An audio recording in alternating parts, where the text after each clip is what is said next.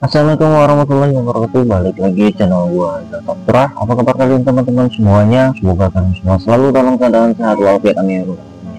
Dan kali ini kita bakal reaction di channel Sang Penyeru ya. Yang ada sebuah videonya yang berjudul Tegas TKI Stop ke Malaysia, pemerintah akhirnya buka suara. Nah, tanpa berlama-lama kita akan lihat reaksi videonya guys. Check it out.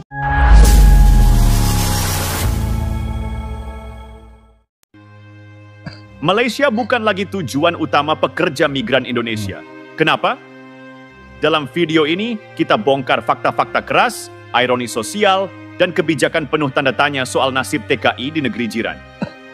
Dari tindakan tegas Indonesia menghentikan pengiriman tenaga kerja, sampai alasan kenapa generasi muda lebih memilih Jepang dan Korea Selatan, semua kami kupas tajam dan lugas.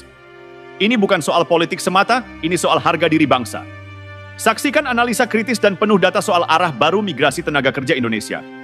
Kenapa sekarang orang Indonesia nggak mau lagi kerja di Malaysia? Ya, ini bukan soal malas atau gengsi. Ini soal sadar. Sadar bahwa harga diri dan keselamatan itu nggak bisa dibayar murah. Dulu, Malaysia itu seperti tanah harapan. Orang kampung dari berbagai penjuru Indonesia datang ke sana demi sesuap nasi, demi keluarga di rumah. Tapi sekarang, banyak yang pilih mundur. Bahkan ogah balik. Kenapa? Karena Malaysia makin nggak ramah. Imigrasi makin galak, razia di mana-mana, penjara penuh sama pekerja migran, kebanyakan dari Indonesia. Masuk ditangkap, keluar nggak tahu jalan. Ini bukan cerita baru, tapi selama ini banyak yang pura-pura nggak dengar. Datuk Hermono, Duta Besar RI untuk Malaysia, bilang sendiri, Malaysia bukan lagi destinasi utama. Dan beliau bukan asal ngomong. Ada data, ada fakta. Sudah beberapa tahun terakhir trennya turun. Orang Indonesia lebih pilih kerja ke Jepang, Korea, Taiwan. Kenapa? Gajinya lebih besar, sistemnya lebih jelas, dan yang paling penting, mereka dihargai sebagai manusia. Ironis ya, negara yang satu rumpun, satu bahasa, satu sejarah, malah justru sering bikin luka. Kita harus ngomong apa adanya. Banyak pekerja kita di sana disiksa, dieksploitasi, dilanggar hak-haknya. Yang paling parah, mereka sering enggak tahu mau lapor ke siapa. KBRI kewalahan, hukum di sana memihak siapa? Ya, kita semua tahu jawabannya. Coba bayangin, kerja keras bertahun-tahun, disiksa, dipenjara, dipulangkan tanpa sepeser pun. Lalu pemerintah Malaysia masih bilang, kita kekurangan tenaga kerja, tolong kirim lagi. Loh, serius? Kalau butuh tenaga kerja, hargai dong manusia yang datang. Jangan cuma diambil tenaganya, terus ditelantarkan begitu saja. Indonesia sempat stop kirim pekerja ke Malaysia. Alasannya, Malaysia langgar MOU. Harusnya pakai sistem satu pintu, tapi mereka nekat pakai sistem online. Akibatnya, kita nggak tahu siapa majikannya, kontraknya seperti apa, aman atau enggak. Itu namanya berbahaya. Dan ya, Indonesia berhak bilang, cukup. Kita bukan buruh yang bisa dibeli seenaknya. Kita bangsa yang besar. Penduduk kita 280 juta lebih. Banyak anak muda sekarang mikir, ngapain jauh-jauh ke Malaysia kalau hasilnya cuma luka? Mereka lebih pilih kerja legal di Jepang, ikut program magang, belajar bahasa, dapat skill, balik ke tanah air buka usaha. Itu Indonesia baru. Pekerja kita sekarang bukan cuma cari uang, tapi juga cari pengalaman, ilmu, dan masa depan. Mereka migrasi dengan rencana, bukan pelarian. Sementara itu Malaysia mulai panik. Industri sawitnya rugi ratusan juta ringgit, suku cadang mobil mandek. Produksi turun, lalu siapa salah? Jangan salahkan pekerja. Cermin saja dulu bagaimana cara kalian memperlakukan tamu dari seberang. Lim Guan Eng, politisi Malaysia, bahkan terang-terangan nanya ke Menteri Tenaga Kerja. Kapan orang Indonesia boleh masuk lagi? Tapi duta besar kita bilang belum, karena komitmennya belum jelas. Dan ya, itu langkah yang benar. Kita nggak bisa kirim rakyat kita ke tempat yang enggak menjamin keselamatan dan hak dasarnya. Sekarang waktunya kita bangga.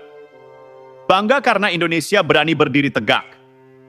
Bangga karena kita bilang tidak pada sistem yang merendahkan. Bangga karena kita peduli pada nasib buruh migran kita. Ini bukan soal nasionalisme kosong, ini soal martabat. Dan ingat, negara kita bukan negara kecil. Sumber daya melimpah, SDM banyak. Tinggal kita tata lebih rapi, kita bisa jadi tempat tujuan kerja juga. Bukan cuma pengirim tenaga kerja, tapi pencipta lapangan kerja. Kita bisa asal kita kompak, peduli, dan nggak jual murah rakyat sendiri. Jadi kalau ditanya, kenapa orang Indonesia nggak mau lagi kerja di Malaysia? Jawabannya sederhana, karena sekarang kita lebih sadar. Dan kita nggak mau dibodohi lagi.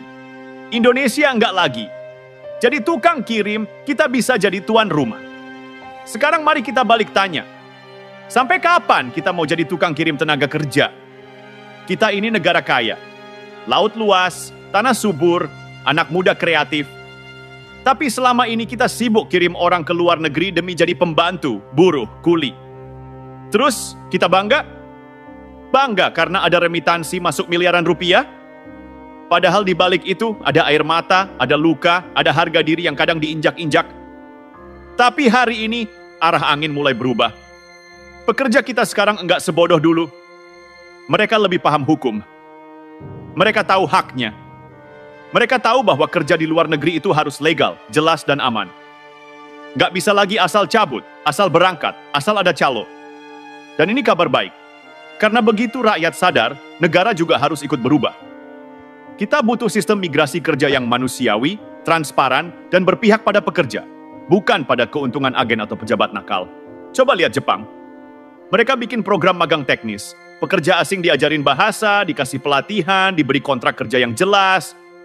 Korea Selatan punya sistem EPS, rekrutmen terbuka tanpa calo. Mereka hormati pekerja asing.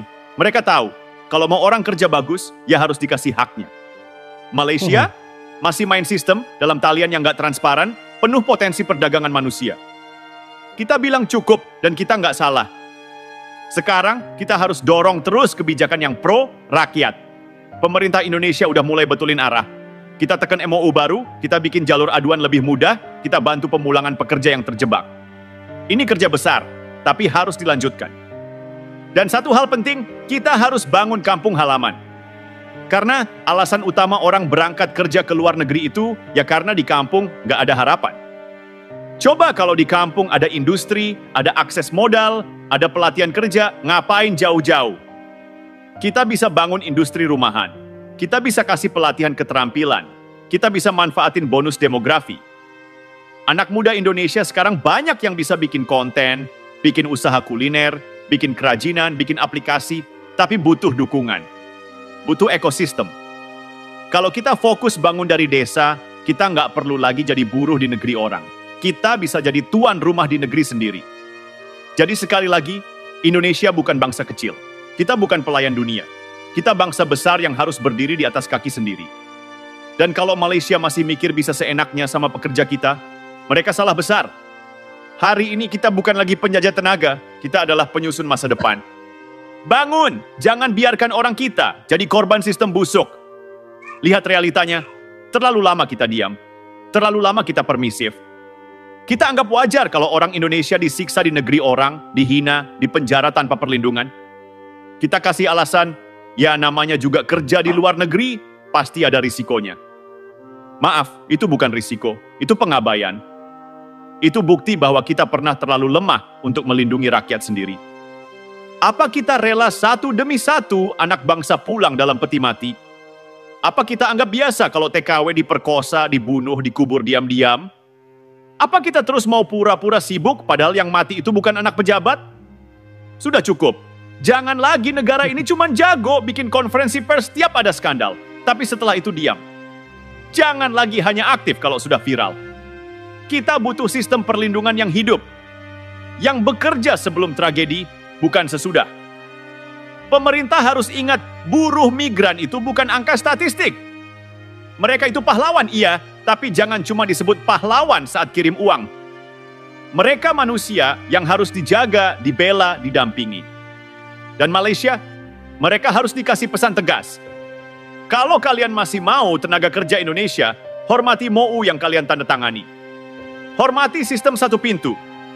Hentikan praktek calo online yang merampas martabat pekerja. Jangan pikir kita masih negara yang bisa ditekan. Indonesia sekarang bukan negara yang sama seperti 2 dekade lalu. Kita udah berani bilang tidak. Kita berani stop pengiriman. Dan itu langkah yang betul. Kita jaga harga diri bangsa. Tapi ingat, langkah ini harus dilanjutkan. Jangan berhenti di tengah jalan. Jangan kalah di meja diplomasi. Jangan mundur hanya karena tekanan industri sawit atau tekanan dari importir. Kita ini pasar besar. Kita ini negara strategis. Kita bukan anak bawang di ASEAN. Maka kita punya daya tawar, tapi daya tawar itu hanya kuat kalau kita solid di dalam negeri. Bangun sistem kerja yang adil di sini. Bangun pelatihan, bangun lapangan kerja, bangun perbankan mikro yang bisa bantu usaha kecil, beri ruang bagi petani, nelayan, dan pekerja informal. Karena kalau mereka sejahtera, mereka nggak perlu lari ke negeri orang yang cuma tahu cara menyuruh dan menindas. Dan satu hal lagi yang harus kita ubah, mental bangsa ini. Sudah saatnya kita ubah narasi dari miskin jadi TKI ke hebat karena mandiri. Sudah waktunya kita bangga jadi pengusaha kecil di kampung sendiri daripada jadi pesuruh di negeri orang. Ini bukan soal Malaysia saja, ini soal harga diri Indonesia. Jadi jangan tanya lagi kenapa kita berhenti kirim tenaga kerja ke Malaysia. Baru sadar ya. Tanya justru kenapa baru sekarang? Oke teman-teman, keren sekali videonya, video dari sang penyeru ya. Bahwa yang dijelaskan tadi memang benar ya, bahwa TKI waktu bekerja di Malaysia tidak diperhatikan keselamatan, tidak dihargai, bahkan dihina ya. Sedangkan setelah ini TKI banyak bekerja di Taiwan ya, di Jepang, di Korea yang lebih dihargai, lebih dijamin keselamatannya dan gajinya lebih tinggi ya. Tentunya sekarang Malaysia bukan lagi pilihan utama buat TKI ya. Dan sekarang Malaysia banyak mengalami kerugian karena kekurangan para pekerja ya, di sektor sawit ya, di sektor banyak lagi ya, dan itu merupakan karma buat mereka ya, karena mereka membutuhkan pekerja, harusnya pekerja itu dihargai ya, bukan diremehkan, bukan dihina ya. Oke, buat teman-teman cukup yang reaction gua. Maaf jika ada salah-salah kata dalam wawancara saya. Wassalamualaikum warahmatullahi wabarakatuh.